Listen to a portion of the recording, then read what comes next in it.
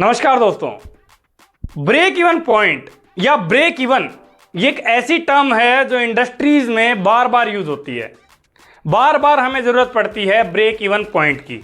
Break even point होता क्या है, क्या इसका मतलब है, क्यों इसकी ज़रूरत पड़ती है और इसको कैसे कैलकुलेट किया जाता है। अगर इन सब बातों के बारे में जानना है तो वीडियो को एंड तक जरूर देखिएगा। आज की वीडियो में हम डिस्कस करेंगे ब्रेक इवन पॉइंट। आइए वीडियो शुरू करते हैं। तो दोस्तों सबसे पहले बात करते हैं ब्रेक इवन पॉइंट एक्चुअल में होता क्या है। ब्रेक इवन पॉइंट किसी भी प्रोडक्शन सिस्टम में एक ऐसा पॉइंट होता है जिस पॉइंट पे आके ना प्रॉफिट होता है ना लॉस होता है। अब ऐसे कैसे? कंसीडर करो आप सिंपल एक दुकान चला रहे हो और फॉर एग्जांपल आप एक ही प्रोडक्ट बेच रहे हो। आपने क्या किया, सबसे पहले 20,000 रुपये का वो प्रोडक्ट लेके आए, ठीक है। 20,000 रुपये की इन्वेस्टमेंट करी और उससे आप वो प्रोडक्ट लेके आए। अब आप उसमें कुछ प्रॉफिट भी जोड़ेंगे और उस प्रॉफिट के हिसाब से आप बेचना शुरू करेंगे। तो कितनी टर्म्स के बाद आपके जो सेल्स है या आपका जो टोटल सेल्स है वो 20,000 के बराबर हो जाएगी। वो क्वांटिटी क्या कहलाएगी? Quantity at break even point. और वो पॉइंट क्या कहलाएगा? उसे बोलेंगे ब्रेक इवन पॉइंट। ठीक है, थोड़ा मैथमेटिकली समझते हैं। आई होप यहां से आपको ये तो क्लियर हो गया होगा है क्या। थोड़ा मैथमेटिकली समझते हैं तो उससे और ज़्यादा क्लियरिटी आएगी। तो सबसे पहले अगर बात करें तो ब्रेक इवन पॉइंट एक्चुअल में होता क्या है। ब्रेक इवन पॉइंट किसी भी प्रोडक्शन सिस्टम में लगा लो, किसी भी बिजनेस में लगा लो, वहां पे एक ऐसा पॉइंट होता है जहां पे नो प्रॉफिट और नो लॉस। ठीक है, इस पॉइंट पे कोई प्रॉफिट नहीं होता, कोई लॉस नहीं होता। कैसे, वो भी ग्राफ से भी समझेंगे। और पहले एक मैथमेटिकल मैं टर्म देख लेता हूं, इसको कैलकुलेट कैसे करते हैं। आप सभी को पता है किसी भी प्रोडक्शन सिस्टम में या किसी भी इंडस्ट्री में सेलिंग प्राइस कैसे फिक्स होगा? Fix price plus variable price, ये है टोटल कॉस्ट। उसके अंदर हम प्रॉफिट ऐड करते हैं तो हमारा क्या बनता है? Selling price. यही बताया मैंने, ठीक है। इसको सेलिंग प्राइस को हम ऐसे भी लिख सकते हैं, number of units into sales per unit, मतलब selling price per unit into number of units. ये है फिक्स प्राइस और ये हमारा वेरिएबल प्राइस पर यूनिट। एक यूनिट के साथ वेरिएबल प्राइस कितना आ रहा है। और मैंने आपको अभी क्या बताया है कि ब्रेक इवन पॉइंट पे ना प्रॉफिट होता है ना लॉस होता है। तो मतलब प्रॉफिट की वैल्यू कितनी हो जाएगी? 0। तो ब्रेक इवन पॉइंट पे प्रॉफिट की वैल्यू कितनी हो जाएगी? 0। तो ये इक्वेशन किस में रिड्यूस हो जाएगी? हमारी ऊपर वाली इक्वेशन, ये इक्वेशन रिड्यूस हो जाएगी इसमें S X is equal to F plus V X, है ना। मैं अगर एक्स वाली टर्म्स को एक साइड में ले जाऊंगा और इसको एक्स ना लिख के अब हम इसको एक्स ब्रेक इवन पॉइंट लिखेंगे, क्योंकि हम एट ब्रेक इवन पॉइंट बात कर रहे हैं, है ना। इन दोनों को मैं एक तरफ ले लेता हूं, S minus V into X B E P it will be equal to F. ठीक है जी, एफ इधर रख लिया मैंने। ये जो टर्म है इसको मैं इधर ले गया। इसको मैं अगर लिखूं एक्स ब्रेक इवन पॉइंट क्या आ जाएगा? एट ब्रेक इवन पॉइंट हमारी जो you can say number of units हैं वो क्या आ जाएगा? F divided by S minus V. ठीक है, और ये एस माइनस वी क्या है? सेल्स प्राइस पर यूनिट और वेरिएबल कॉस्ट पर यूनिट। ठीक है जी, तो ये हमारा जो फॉर्मूला आ गया, ये हमारा किस चीज़ का फॉर्मूला आ गया? ब्रेक इवन पॉइंट को कैलकुलेट करने का, कि कैसे हम ब्रेक इवन पॉइंट कैलकुलेट करेंगे। अब अगर ग्राफ के हिसाब से हम समझेंगे तो यहां से आपको बिल्कुल क्लियर हो जाएगा क्या कि हमारा ब्रेक इवन पॉइंट कैसे रिप्रेजेंट करते हैं और क्या फिजिकल सिग्निफिकेंस है इसका।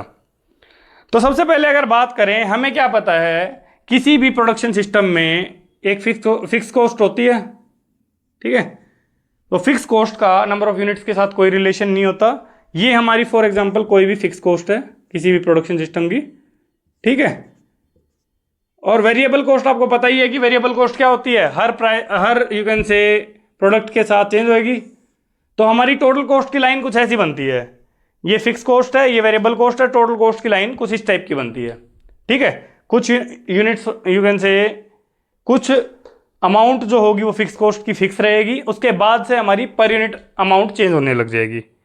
साथ के साथ अगर हम बात करें तो हम सेल्स करना कब शुरू करते हैं? सेल्स तो हम फर्स्ट यूनिट से शुरू करेंगे ना। जैसे ही हम सेलिंग प्राइस की अगर लाइन देखेंगे, इसी के अंदर सेलिंग प्राइस की लाइन कुछ इस टाइप से जाएगी। ठीक है जी, सेलिंग प्राइस की लाइन इस तरीके से जाएगी। अगर 1 यूनिट बिकी तो हमारी यू कैन से सेलिंग प्राइस के हिसाब से इतनी कॉस्ट हो गई, 2 बिकी तो इतना, 3 बिकी तो इतना, इस टाइप से हमारी होती रहेगी। अब अगर ध्यान से देखें, यहां पे हमारी प्रोडक्शन सिस्टम की कॉस्ट थी इतनी, बट हमारा यू कैन से हमने सेल किया, हमारा सेलिंग प्राइस कितना आया, इतना। यहां पे भी यू कैन से कॉस्ट ज़्यादा है और सेलिंग प्राइस कम है। आते आते आते आते एक पॉइंट ऐसा आया जहां पे कॉस्ट और सेलिंग प्राइस बराबर हो गया। ठीक है, इसी पॉइंट को हमने क्या बोला है, एट ब्रेक इवन पॉइंट हमारा क्या होता है, टोटल कॉस्ट जो होती है वो हमारे सेलिंग प्राइस के बराबर हो जाती है। ठीक है, या टोटल सेल्स लगा लो, टोटल सेल्स के बराबर हो जाती है।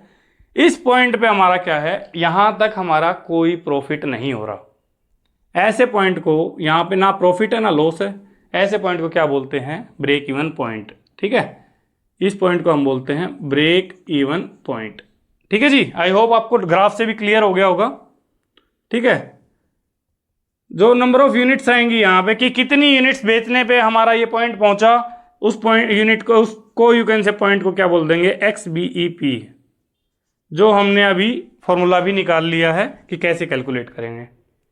ठीक है, और साथ के साथ अगर हम कॉस्ट देखेंगे कि यहाँ पे टोटल कॉस्ट कितनी है, वो ब्रेक इवन पॉइंट के अगेंस्ट कॉस्ट आ जाएगी। ठीक है जी, तो जैसे मैंने एग्जांपल में आपको बताया था 20,000 रुपये अगर है तो 20,000 रुपये जितना हमारा यू कैन से जब अचीव कर लेंगे तब हमारा ब्रेक इवन पॉइंट की कॉस्ट आ जाएगी। तो यहाँ पे अगर बात करें, इस पॉइंट से पहले क्या है, इस पॉइंट से डायरेक्ट पहले हमें क्या पता है, लॉस है। ठीक है, इस पॉइंट से पहले केवल और केवल लॉस है ना। चाहे हम कितनी भी यूनिट्स बेचें, इस पॉइंट से पहले हमारा केवल लॉस हो रहा है। ठीक है, और जैसे जैसे ब्रेक इवन पॉइंट की तरफ जाएंगे लॉस हमारा कम होता जा रहा है, और जैसे ब्रेक इवन पॉइंट को क्रॉस करेंगे उसके बाद हमारा क्या शुरू हो जाएगा, हमारी सेल्स की लाइन जो है वो ऊपर चली गई और कॉस्ट की लाइन कम हो गई, तो हमारा इस पॉइंट पे आगे प्रॉफिट होना शुरू हो जाएगा।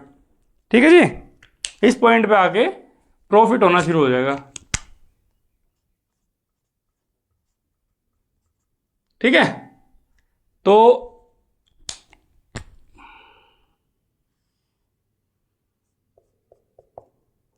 डायरेक्टली आपको यहां से क्या दिख रहा है कि ब्रेक इवन पॉइंट से पहले जो था वो केवल और केवल लॉस हो रहा था, और ब्रेक इवन पॉइंट के बाद में क्या है, केवल और केवल प्रॉफिट हो रहा है। अब यहां से आपको इतना आइडिया लग जाएगा कि इस पॉइंट की जरूरत क्यों पड़ती है किसी भी प्रोडक्शन सिस्टम को। क्यों, क्योंकि जब तक हमें ये पॉइंट नहीं पता होगा तब तक तो हम यू कैन से ये अंदाजा ही नहीं लगा पाएंगे कि हम प्रॉफिट में हैं कि लॉस में हैं, कितना हम पर यूनिट कॉस्ट कर रहे हैं, कितना हमारा सेल्स हो रही है, उसी के अकॉर्डिंग तो सेलिंग प्राइस फिक्स होगा, उसी के अकॉर्डिंग तो हम अंदाजा लगा पाएंगे हम बिजनेस में प्रॉफिट कर पाएंगे कि नहीं कर पाएंगे। तो आई होप इस सारी एक्सप्लेनेशन से आपको ये क्लियर हो गया होगा कि ब्रेक इवन पॉइंट होता क्या है, क्यों इसकी ज़रूरत पड़ती है, क्या इसका फिजिकल सिग्निफिकेंस है, कैसे इसको ग्राफ पे रिप्रेजेंट करते हैं, और साथ के साथ कैसे इसको कैलकुलेट करते हैं। ठीक है जी, तो आई होप आपको वीडियो पसंद आई होगी। आज की वीडियो में इतना ही। Thank you everyone.